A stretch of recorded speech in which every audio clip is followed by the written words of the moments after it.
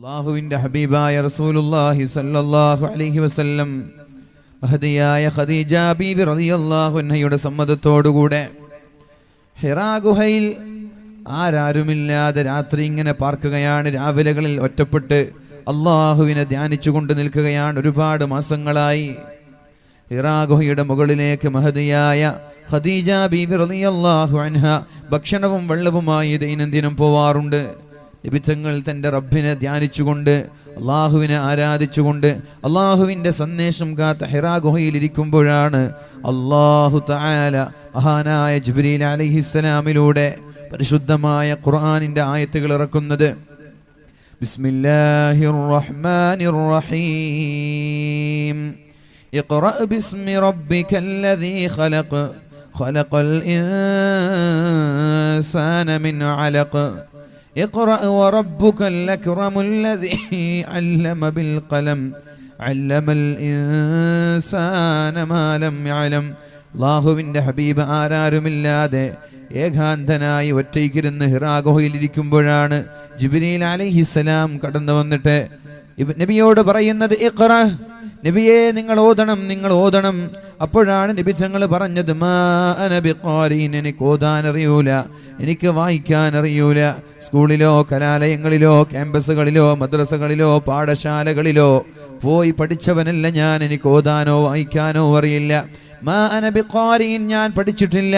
അപ്പോഴാണ് അല്ലാഹുവിൻ്റെ ഹബീബിനെ വേദനിപ്പിക്കുന്നത്. ഹബീബിന് പരിശുദ്ധമായ ഖുർആനിന്റെ സൂറത്ത് ഓതി കൊടുക്കുന്നത്.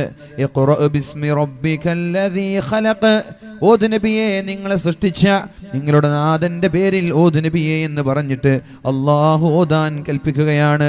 നബി തങ്ങൾ പേടിച്ച് വിറച്ചുപോയി. നബി തങ്ങൾ പേടിച്ച് വിറച്ചുപോയി. പേടിച്ചുകൊണ്ട് ഹിറാ ഗുഹയിൽ നിന്ന് തൻ്റെ പ്രിയപ്പെട്ട പത്നിയായ ഖദീജ ബീവി റളിയല്ലാഹു അൻഹയുടെ സമീപത്തേക്ക് കടന്നു വരികയാണ്.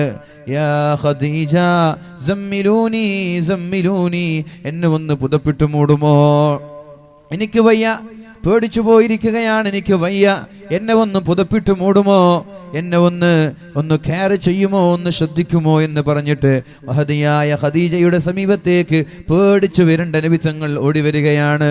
ഖദീജ ബീവി അപ്പോഴാണ് തൻ്റെ പ്രാണനായ തൻ്റെ ഭർത്താവിനോട് പറയുന്നത്, യാ മുഹമ്മദ്, മുഹമ്മദ് നബിയെ, അള്ളാഹു നിങ്ങളെ വെറുതെ വിടൂല, അള്ളാഹു നിങ്ങളെ ഒരിക്കലും ബുദ്ധിമുട്ടിക്കുകയില്ല, അള്ളാഹു നിങ്ങളെ വേദനിപ്പിക്കൂല, അള്ളാഹു നിങ്ങളെ വിഷമിപ്പിക്കൂല, നിങ്ങൾക്കൊരു പ്രയാസം അള്ളാഹു നൽകൂല. കാരണം ഇന്നക ലതസിലുർ റഹിമ, നിങ്ങൾ കുടുംബബന്ധം പുലർത്തുന്ന ആളായതുകൊണ്ട് നിങ്ങൾക്കൊരു അപകടവും അള്ളാഹു നൽകൂല.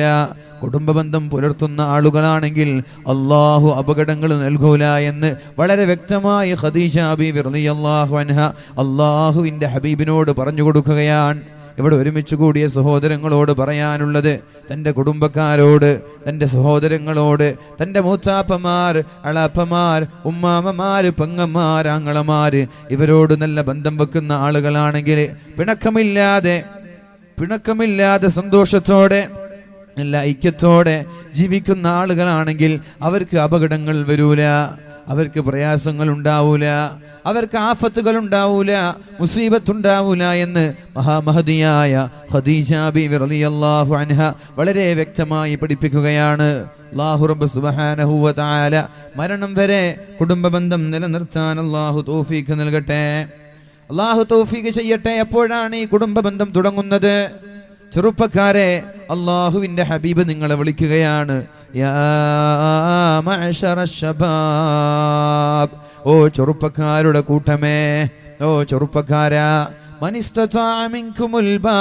നിങ്ങൾക്ക് ചെലവ് കൊടുക്കാൻ കഴിയുമോ, മഹർ കൊടുക്കാൻ കഴിയുമെങ്കിൽ ഫല്യതസവ്വജ്, ഉടനെ നിങ്ങൾ കല്യാണം കഴിക്കണം. പിന്നെ താമസിക്കരുത്, അമാന്തിച്ച് നിൽക്കരുത്, പിന്നെയാവാം എന്ന് പറഞ്ഞ് നിങ്ങൾ വൈകിപ്പിക്കരുത്.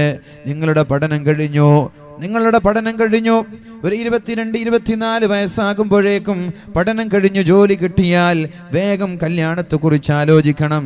കാരണം ഫഇന്നഹു അഗദ്ദു ലിൽ ബസർ, നിങ്ങളുടെ കണ്ണ് ഹറാമിലേക്ക് പോവാതിരിക്കാൻ, ഹറാമ് കാണാതിരിക്കാൻ, ഏതെങ്കിലും വഴിയിലൂടെ പോകുന്ന പെണ്ണുങ്ങളെ അനാവശ്യമായി നോക്കാതിരിക്കാൻ നിങ്ങൾക്ക് ഏറ്റവും നല്ലത് ഉടനെ കല്യാണം കഴിക്കണം. വൈകിപ്പിക്കരുത്, പിന്തിപ്പിക്കരുത്. യാ മഅ്ശറ ശബാബ്, ഓ ചെറുപ്പക്കാരുടെ കൂട്ടമേ. മോണിറ്റർ പോയിട്ടുണ്ട്, മോണിറ്റർ ഒന്ന് ഉഷാറാക്ക്. യാ മഅ്ശറ ശബാബ്, ഓ ചെറുപ്പക്കാരുടെ കൂട്ടമേ. മനിസ്തതാഅ മിൻകുമുൽ ബാഅ, നിങ്ങൾക്ക് ചെലവ് കൊടുക്കാനും മഹർ കൊടുക്കാനും കഴിയുമെന്ന് പറഞ്ഞാൽ നിങ്ങളുടെ പ്രായപൂർത്തിയെത്തി, നിങ്ങളുടെ പഠനം കഴിഞ്ഞു, പിന്നെ നിങ്ങളൊരു ജോലിക്ക് കയറി. അത് 1 ലക്ഷമോ 50,000 സാലറി ലഭിക്കുന്ന ജോലി വേണമെന്നില്ലല്ലോ.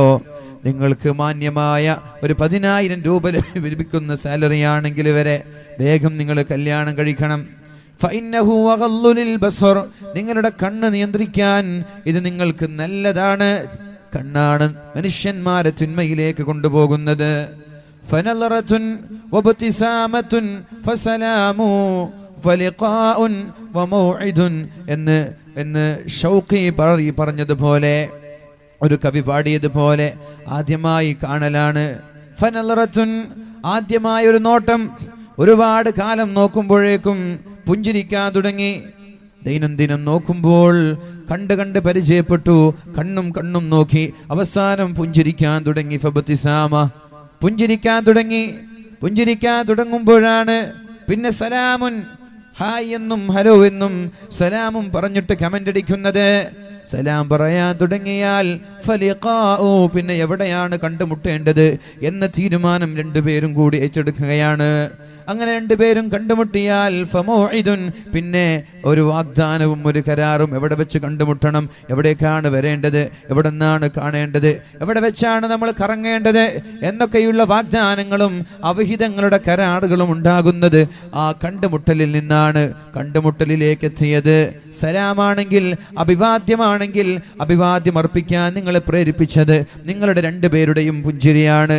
പുഞ്ചിരിക്കാൻ നിങ്ങളെ പ്രേരിപ്പിച്ചത് രണ്ടുപേരുടെയും നോട്ടമാണ്. ആ നോട്ടം നിയന്ത്രിച്ചിരുന്നുവെങ്കിൽ ഈ അവിഹിത ബന്ധത്തിലേക്ക് എത്തുമായിരുന്നില്ല. ഈ കണ്ണ് നിയന്ത്രിച്ചിരുന്നുവെങ്കിൽ ഹറാമിലേക്ക് എത്തുമായിരുന്നില്ല. ക്ലാരിറ്റി കുറവ്, ഹറാമിലേക്ക് എത്തുമായിരുന്നില്ല. അതുകൊണ്ട് നിങ്ങളുടെ കണ്ണ് നിയന്ത്രിക്കാൻ, ഹറാമിലേക്ക് പോവാതിരിക്കാൻ, വ്യഭിചാരത്തിലേക്ക് പോവാതിരിക്കാൻ. ലാ തഖ്റബുസ് സിന, നിങ്ങളെ വ്യഭിചരിക്കരുത് എന്നല്ലോ പറഞ്ഞത്. വ്യഭിചരിക്കരുത് എന്നല്ലല്ലോ പരിശുദ്ധ ഖുർആൻ നമ്മോട് പറഞ്ഞത്. വ്യഭിചരിക്കരുത് എന്നല്ല, വ്യഭിചാരത്തിലേക്ക് അടുക്കരുത് എന്നാണ്. വ്യഭിചാരത്തിലേക്ക് നിങ്ങൾ അടുക്കരുത് എന്ന് പറഞ്ഞാൽ നോട്ടം വ്യഭിചാരത്തിലേക്ക് അടുപ്പിക്കുകയാണ്. നോട്ടം തന്നെ ഒഴിവാക്കണമെന്ന് പരിശുദ്ധ ഖുർആൻ നമ്മോട് പഠിപ്പിക്കുകയാണ്. ആ നോട്ടം ഒഴിവാക്കാൻ അള്ളാഹുവിൻ്റെ ഹബീബ് പറഞ്ഞു തന്നത് പ്രായപൂർത്തിയെത്തിയാൽ, നിങ്ങളുടെ പഠനം കഴിഞ്ഞാൽ പിന്നെ കല്യാണത്തെക്കുറിച്ച് ആലോചിക്കണം. വഅഹ്സനുൽ ഫർജ്, നിങ്ങളുടെ ഗുഹ്യാവയവങ്ങൾ ഹറാമിൽ പോവാതിരിക്കാനും അത് ഏറ്റവും നല്ലതാണെന്ന് പരിശുദ്ധ റസൂലുള്ളാഹ്. ഇത് ചെറുപ്പക്കാരെ വിളിച്ചിട്ട് പറഞ്ഞതാണ്. അതോ ചെറുപ്പക്കാർ പ്രായപൂർത്തിയെത്തിയ പിന്നെ അവരോട് അഭിസംബോധന ചെയ്യേണ്ടത്. പ്രായപൂർത്തിയെത്തിയ പിന്നെ ഉമ്മയോട് ഉപ്പയോടല്ല പറയേണ്ടത്. ഒരാൾക്ക് 15-16 വയസ്സായി പ്രായപൂർത്തിയെത്തിയ പിന്നെ ഇസ്ലാം അഭിസംബോധന ചെയ്യുക അയാളോടാണ്, അയാളുടെ ഉപ്പയോട് ഉമ്മയോടല്ല. പക്ഷെ അയാൾക്ക് പ്രായപൂർത്തി എത്തുന്നതിന് മുമ്പ് ഉമ്മയ്ക്കും ഉപ്പയ്ക്കും ഒരു അഭിവാദ്യമുണ്ട്, ഒരു അഭിസംബോധന ഉണ്ട്. അതാണ് അല്ലാഹുവിൻ്റെ ഹബീബ് പറഞ്ഞത്. മൻ വുലിദ ലഹു മൗലൂദുൻ, നിങ്ങൾക്കൊരു കുട്ടി ജനിച്ചാൽ ഫല്യുഹ്സിൻ ഇസ്മഹു വഅദബ, നല്ല പേരിട്ട് കൊടുക്കണം, നല്ല അദബ് പഠിപ്പിച്ചു കൊടുക്കണം. കുട്ടിയുണ്ടായാൽ, കല്യാണം കഴിഞ്ഞു മക്കളുണ്ടായാൽ ഫല്യുഹ്സിൻ ഇസ്മഹു വഅദബ, നല്ല പേരിട്ട് കൊടുക്കുക. മോഡേൺ പേരുകളല്ല, മോഡേൺ നാമങ്ങളല്ല, നല്ല പേരിട്ട് കൊടുക്കുക. എങ്ങനെയാണ് നല്ല പേര് തീരുമാനിക്കുക? നമ്മുടെ ജീവിതത്തിൽ നമ്മൾ പഠിച്ച, ചരിത്രങ്ങളിൽ നിന്ന് പഠിച്ച മഹാന്മാരായ ഒരുപാട് റോൾ മോഡലുകൾ ഉണ്ടാകും. അവരുടെ പേര് നമ്മുടെ മക്കൾക്ക് ഇട്ടുകൊടുക്കുക. പേരിൽ ഒരുപാട് സ്വാധീനങ്ങളുണ്ട്. നല്ല പേരിട്ടവന് അവൻ്റെ പേരിൻ്റെ അർത്ഥം എന്താണോ അതിനനുസരിച്ചാണ് അവൻ്റെ സ്വഭാവം മാറുന്നത്. മോശപ്പെട്ട പേര് നൽകിയാൽ അതിനനുസരിച്ചാണ് അവൻ്റെ സ്വഭാവം മാറുന്നത്. അതുകൊണ്ട് ഫല്യുഹ്സിൻ ഇസ്മഹു വഅദബ, നല്ല പേരിട്ട് കൊടുക്കണം. വഅദബ, സംസ്കാരം പഠിപ്പിച്ചു കൊടുക്കണം. എന്താണ് സംസ്കാരം? അദ്ദിബു ഔലാദകും അലാ സലാസത്തി ഖിസാൽ, 3 കാര്യം നിങ്ങൾ നിങ്ങളുടെ മക്കൾക്ക് പഠിപ്പിക്കണമെന്ന് പരിശുദ്ധ റസൂലുള്ളാഹ്